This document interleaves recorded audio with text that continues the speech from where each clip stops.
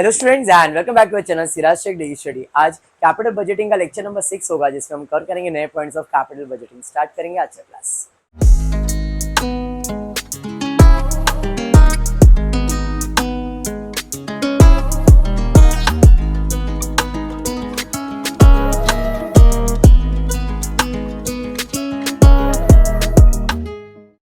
In the previous class IRR का एक सम किया है हमने, ओनली वन। आज टारगेट है, अगर कैपेसिटी हो गई, समझ में आ गया तो दो ट्राई करेंगे, तो एक को और अच्छे से कंप्लीट करेंगे। दो सम ही रखा है मैंने आज, और दोनों आईआरआर का ही रखा है, ठीक है। ध्यान से, आईआरआर में करते क्या है, तो सबसे पहला है फेक पे बैक पीरियड निकालते हैं। उसके लिए अपने को चाहिए रहता है क्या, कैश इनफ्लो, बराबर है। कैश इनफ्लो मिलेगा, उसका एवरेज निकालेंगे, आउटफ्लो को डिवाइड करेंगे, फेक मिलेगा, फिर एक जो टेबल है आपका, वो टेबल में चेक करेंगे, बराबर है कि नहीं। टेबल भी मैं लगा देता हूँ ताकि आपको भी कोई इशू नहीं हो। चलो ठीक है, टेबल भी इंस्टॉल ही कर देता हूँ इसके अंदर। कहाँ गया भाई table, table table table table. इसका तो काम नहीं है, ये ले लेता हूँ।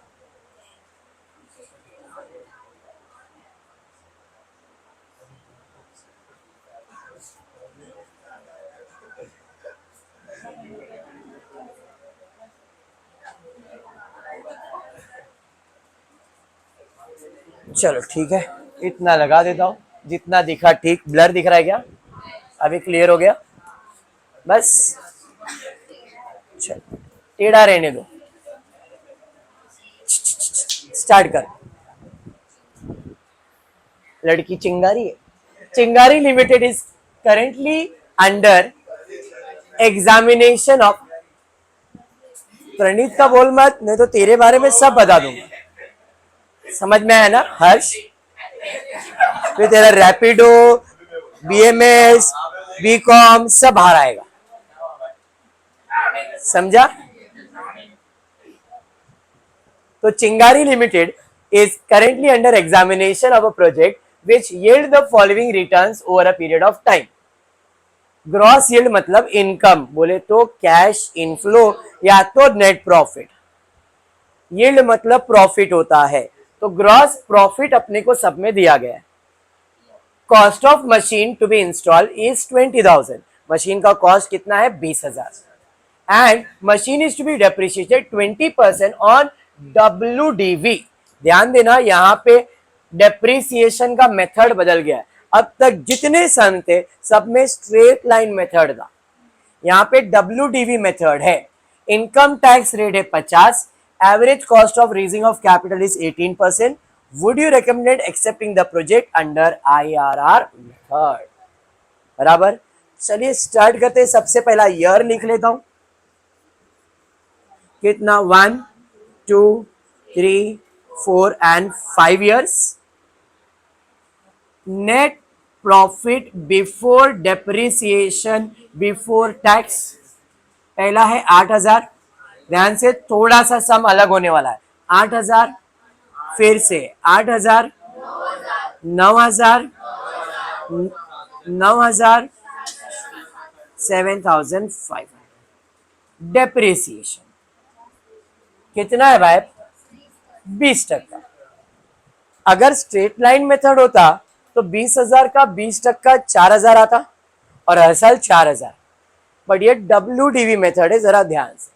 मैं यहाँ पे उसका वैल्यू लिखता हूँ। फर्स्ट ईयर ओरिजिनल कॉस्ट कितना था, इस पे लेस डेप्रिसिएशन 20% निकालोगे 4,000।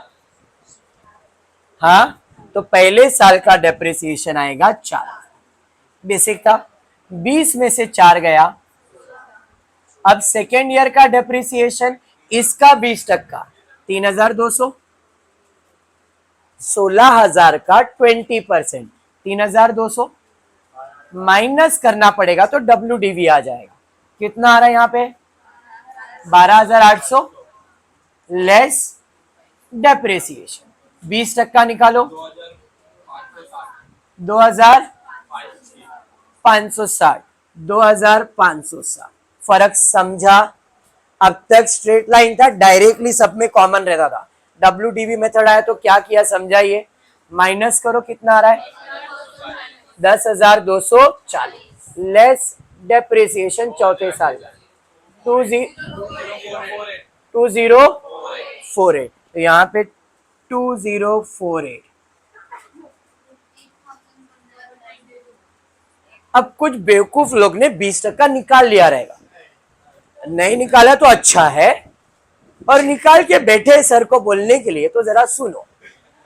नहीं, अगर ऐसा हर्ष निकाल के बैठा है तो मैं बता रहा हूं कि भाई ये मशीन का लाइफ 5 साल ही है, तो 5th ईयर में जो बचा है वो उसका ही डेप्रिशिएटेड वैल्यू रहेगा, क्योंकि इसके बाद ये मशीन यूज होने वाला नहीं है। मतलब जो एंड ऑफ द ईयर है ये लास्ट ईयर का क्या बन जाएगा, स्क्रैप या तो डेप्रिसिएशन। मतलब इसके बाद वो प्लांट यूज होने वाला नहीं है, तो वो जो बच गया है वो पूरा का पूरा मेरे लिए डेप्रिसिएशन नहीं। फर्क समझा क्या किया मैंने? अगर यही जगह पे स्ट्रेट लाइन मेथड होता तो मैं इतना नहीं सोचता इसके बारे में। WDV था इसलिए मैंने यहाँ पे डेप्रिसिएशन ये लिखा। फर्क समझ गया? चलिए, अब डेप्रिसिएशन मालूम है, माइनस करेंगे तो net profit after depreciation before tax, minus कर दो 4,000, 4,800, 6,440, 69, यहाँ पे माइनस में आएगा आंसर, इसमें से 692 माइनस में, बराबर है? यहां तक समझा? डेप्रिसिएशन मालूम हो गया, माइनस करूंगा अभी टैक्स। अब मैं ऐसे फॉर्मेट में लिख रहा हूं, टीचर्स ऐसे फॉर्मेट में भी लिखते हैं, ऊपर ईयर 1 2 3 4 5 डालेंगे, नेट प्रॉफिट लिखेंगे, डेप्रिसिएशन ऐसा भी चलता है। मैंने ईयर ऐसा लिखा है, टीचर्स ईयर्स ऊपर लिखेंगे, फिर नेट प्रॉफिट एक लाइन में, डेप्रिसिएशन माइनस, फिर टैक्स माइनस, ऐसा भी फॉर्मेट चलेगा। ये फॉर्मेट अगर समझता है तो ये, और अगर वैसा वाला समझता है तो सेम ही है। हाँ, कंफ्यूज मत होना कि सर हमारी बुक में ऐसा है, आप ऐसा बता रहे, कौन सा करना है, दोनों सेम ही करें। डन है यहां तक? चलिए, टैक्स कितना परसेंट बोला है? 50, तो 2,000 आएगा इधर, बराबर है? यहाँ पे 2,000, 2,400, 3,220, 3,400, 3,476, इधर नहीं आएगा टैक्स। क्यों? अगर कैलकुलेट किया तो लॉस में कौन सा टैक्स भरना है, ये तो माइनस में ना, तो यहाँ पे हर्ष हो गया साइलेंट, माइनस। समझा यहां तक? टैक्स माइनस करूंगा तो मुझे मिलेगा नेट प्रॉफिट आफ्टर टैक्स। समझ में आया? माइनस कर दो चलो फट से, 2,000, 2,400, 3,220, 3,476, 0 माइनस करना है ना? समझ में आ गया? डन। अब इसमें हम ऐड करेंगे डेप्रिसिएशन, ये अमाउंट ऐड हो जाएगा 4,000, 3,200, 2,560, 2,048, 8,192। चलिए ऐड करेंगे तो मुझे मिल जाएगा कैश इनफ्लो 6,000, 5,600, 5,780, 5,524, 7,500। ये माइनस ये प्लस है, तो इसमें ये माइनस करोगे तो ये आंसर आ जाएगा। यहां तक क्लियर है? इससे हम एनपीवी भी फाइंड कर सकते हैं। अगर डिस्काउंटेड वैल्यू मालूम है 18% तो एनपीवी फाइंड कर सकते हैं, बट एनपीवी करना नहीं है। ये 18% दिया हुआ है तो इसके बाद हम डिस्काउंटिंग वैल्यू लिख सकते हैं और एनपीवी फाइंड कर सकते हैं, cash inflow minus cash outflow. But यहाँ पे एनपीवी नहीं करना है, आईआरआर करना है। इसीलिए हमने कैश इनफ्लो फाइंड किया। क्लियर है यहां तक? Any doubt? इसमें किसी को भी कुछ भी डाउट है क्या? आगे बढ़ सकता हूं मैं अभी? मैं अब क्या करने वाला हूं, ये कैश इनफ्लो का टोटल ले लूंगा पहले। 30,404 बराबर कैश इनफ्लो का टोटल लिया। अब मैं कैलकुलेट करने वाला हूं फेक पीबी, जिसका फॉर्मूला क्या है, cash outflow upon average cash inflow बराबर कैश आउटफ्लो कितना है, cash outflow 20,000 upon cash inflow कितना है 30,404 डिवाइडेड बाय 5। इसका आंसर बोल रहे हो 20,000 डिवाइडेड बाय 6080.8 डिवाइड कर दो 3.88। चलो इतना लिख,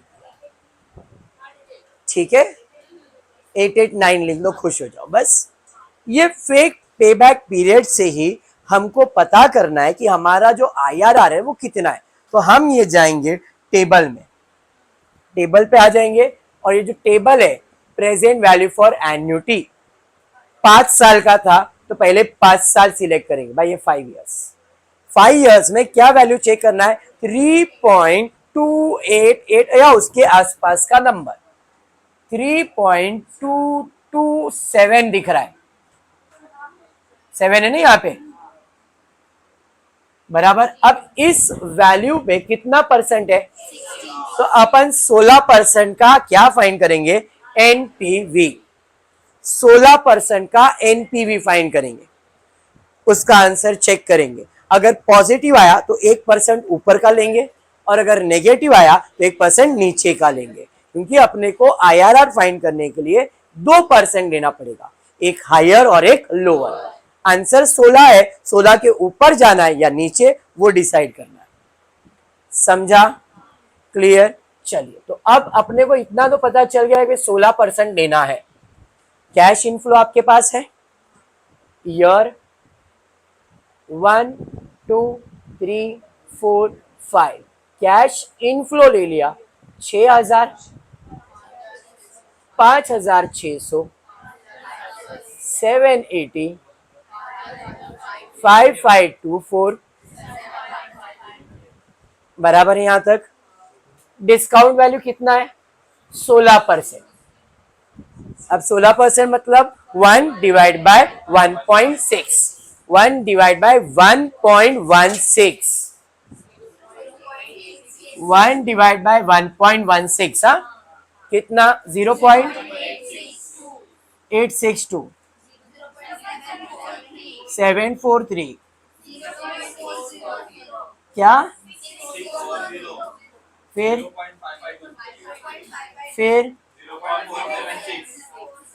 कोई स्क्रैप वैल्यू वगैरह कुछ है क्या, नहीं। स्क्रैप वैल्यू होता तो लास्ट ईयर में लिखते हम लोग, ठीक है। चलिए अब डिस्काउंटेड कैश इनफ्लो, मल्टीप्लाई और मेमोरी में प्लस करते जाना फटाफट। 5 लोग 5 नंबर ले लो, फटफट कैलकुलेट करो। कौन सा पहला वाला 5172 पॉइंट वगैरह कुछ नहीं। कौन सा 41, लास्ट वाला 570.8 है, 3699.2, एक ही बच गया है 30। टोटल ले लो फट से 19,651.2 आएगा, बराबर है। इधर राउंड ऑफ कर सकते हो या बिना राउंड ऑफ के 51, क्योंकि 5 से कम ही है। तो मेरा कैश इनफ्लो कितना आया 19,651, कैश आउटफ्लो कितना है,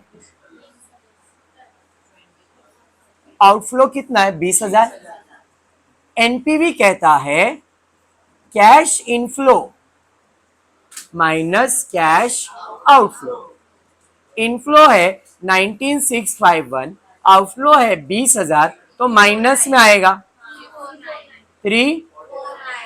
अब माइनस में आए तो 16% से कम जाना है, और वो ऐसा परसेंट होना चाहिए जिससे उसका आंसर पॉजिटिव आना चाहिए।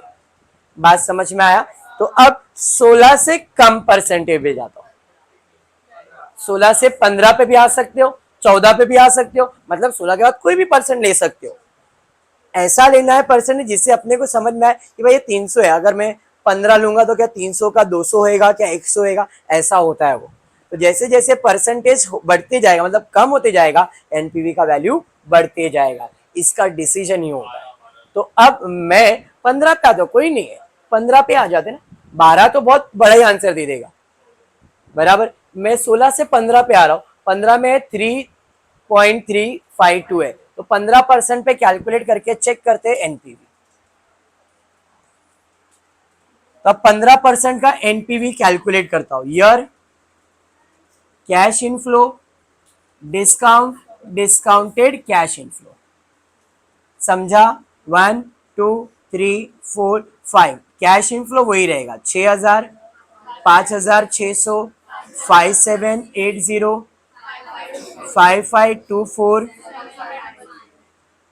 Discount value 1 divide by 1.15, 0.869, 756, 657, 571,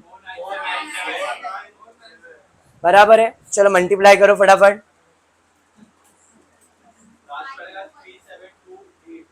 372 8.8, 5214, second का 5233,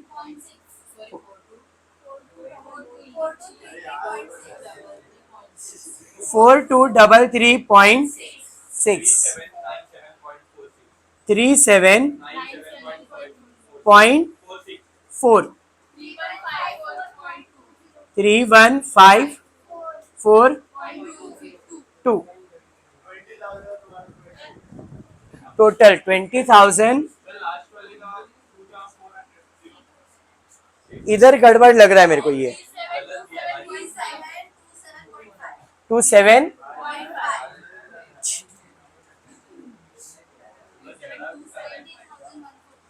एक मिनट बेटा, 3727.5 टोटल ले लो। 1 रुपए का फर्क पड़ा बेटा, खुश। 20,126.7। अब इधर पॉजिटिव ही दिख रहा है मेरे को, मतलब एक नेगेटिव और एक पॉजिटिव मिल गया परसेंटेज। तो अब हम फाइंड करेंगे IRR। ये क्यों करते हैं? तो डिसाइड परसेंटेज और कुछ भी नहीं। अब इतना पता चला कि अगर 16% है तो आंसर नेगेटिव में है, और 15% है तो आंसर पॉजिटिव। तो अपना जो आंसर है रिटर्न का वो इन दोनों के बीच में है। तो इसके लिए IRR का फॉर्मूला अप्लाई करूंगा। IRR का फॉर्मूला है lower rate plus NPV at lower rate. वापस से NPV lower rate, NPV higher rate, higher rate minus lower rate. समझा फॉर्मूला?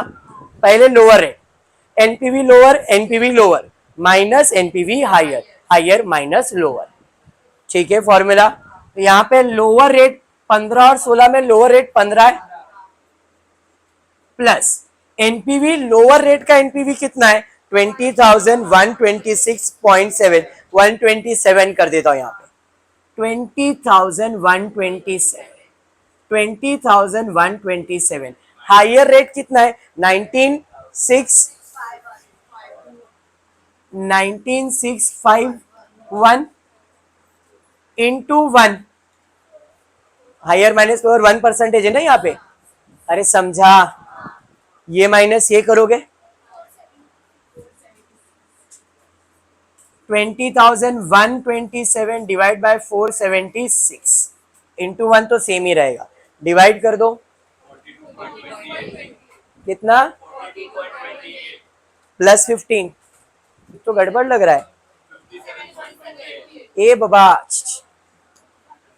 एक मिनट एक मिनट, इधर ही गड़बड़ है। क्या लिखे अपन ने, कैश इनफ्लो, एनपीवी पूछा है ना, एनपीवी एट लोअर रेट कितना है, 126.7, मतलब 127 ना, कैश इनफ्लो लिख दिया वहां पे। ये 20,000 तो टोटल है ना, अपॉन 127 माइनस -349, फर्क समझा क्या हुआ, समझा ना, एनपीवी लिखना था, कैश इनफ्लो लिख दिए थे। मैं बोला इतना बड़ा परसेंटेज कैसे आ गया, यहाँ पे 15 प्लस, ये प्लस हो जाएगा, तो 127 प्लस 349, 470 इंटू 1, 127 डिवाइड बाई 476, 0.